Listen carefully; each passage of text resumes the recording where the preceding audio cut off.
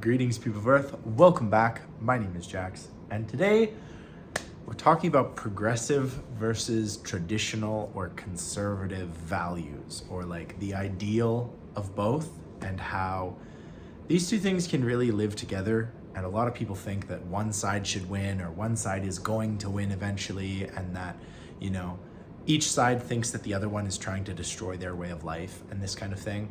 I've avoided talking about this since the US election and things like that, but it's been on my mind and I have some ideas and some thoughts, and here we go. So first, a bit of background. So I think the traditional or the conservative ideal value is like marriage is between a man and a woman. You're supposed to have a family, go to PTA meetings, live your life in a very traditional, maybe rooted in Christian kind of idea. That's whatever, you can do that, you can choose not to. The progressive ideal is sort of like family isn't as important. You should find your family, you should find the people in your life that you love and care for.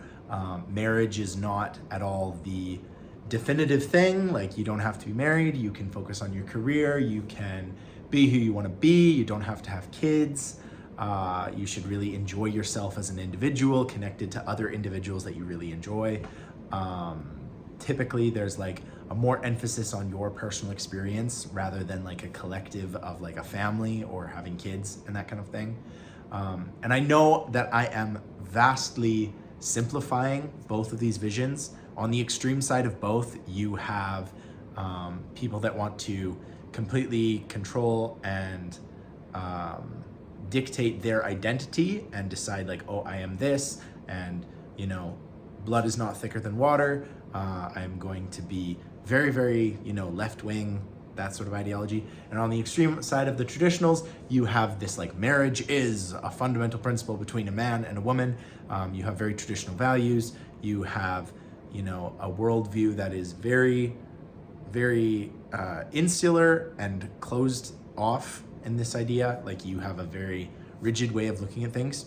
And as someone who has grown up in both of these things, like I grew up in a rural, very conservative, very Christian-centric idea, but I'm also gay. I went to university. I went through all of the very progressive, inclusive, diversity, equity kind of stuff.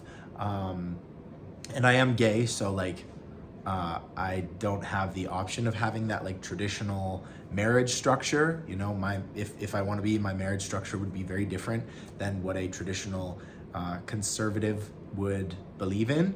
But I've seen so many people, and especially after the election, there was a lot of this talk about like us versus them, like it's this really divisive and difficult thing. And if the other side wins, they're going to upend society and either turn us back to the Stone Age or turn us into this like crazy left-wing socialist, vision. And I think both miss a lot of factors. Both have some really important ideas that should be held on to and should be understood. And yet they both vehemently oppose each other and think that the other one is literally going to destroy Western society.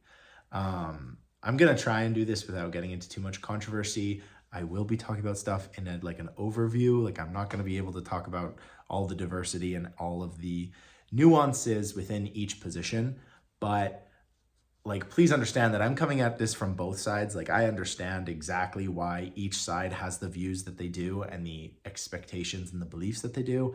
A lot of it is rooted in how you grew up, your relationship with your parents, your relationship with society, whether you have had it relatively easy in life or you have had to struggle and work incredibly hard to build the foundation that your life sits on.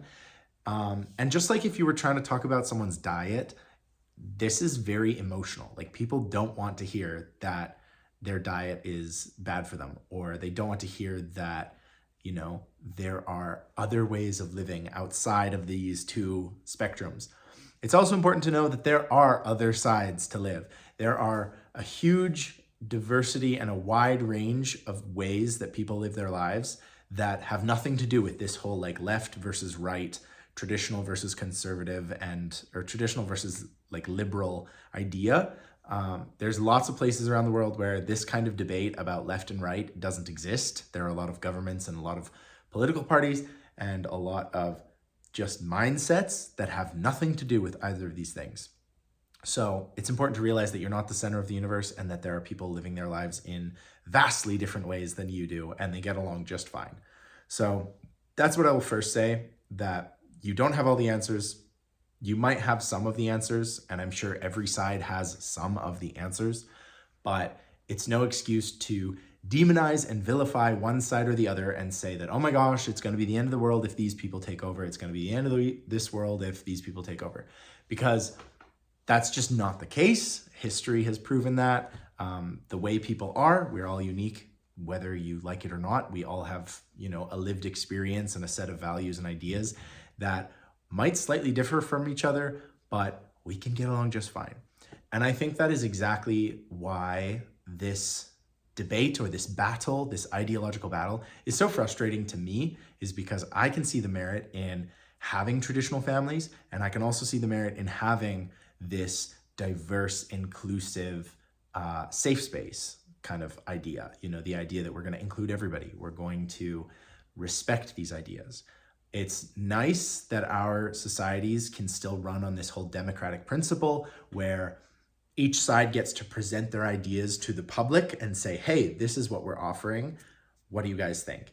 And we're able to kind of shift between each and counter each other and say, oh, no, don't go too far there. No, don't go too far there. Because it is absolutely possible to go too far on either side. We have also seen that in history. There are lots of examples of where one side or the other gets a little too much power, a revolution happens, and suddenly you are a nightmare scenario in history books for middle schoolers all over the world. What I find so difficult about it is that it seems like we are in an era where people refuse to talk to each other about these issues in a constructive way. We very quickly resort to name calling and saying, oh my gosh, it's the end of the world. The sky is falling. These people are taking over. We're done. We're cooked. And that's almost never the case. There are some exceptional cases throughout history that you can look back on and say, oh yeah, that was a moment that really messed up, or, things took a turn for the worse. But in a democratic system, there are checks and balances, there are places and all kinds of institutions like the radio, the news networks, the online space, podcasts, the rule of law, court systems, executive checks and balances. There are so many ways that we try and distribute information, but also check the power of individuals, which is really important. You got to have it.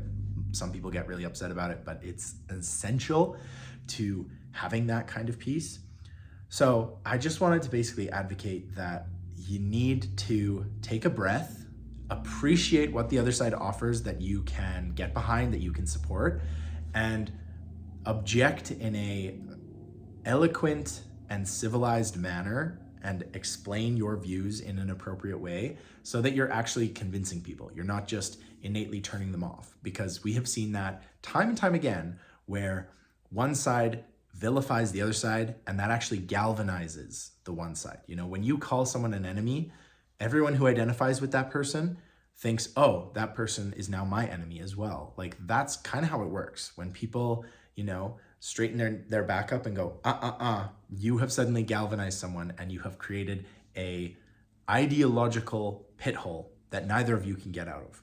So my advice when talking about these kinds of issues with someone is meet them halfway, understand where they're coming from, understand that their perspective is going to be vastly different than yours, and understand that everything that they believe is not necessarily bad. Some of this stuff will be beneficial. Some of this stuff could even benefit you.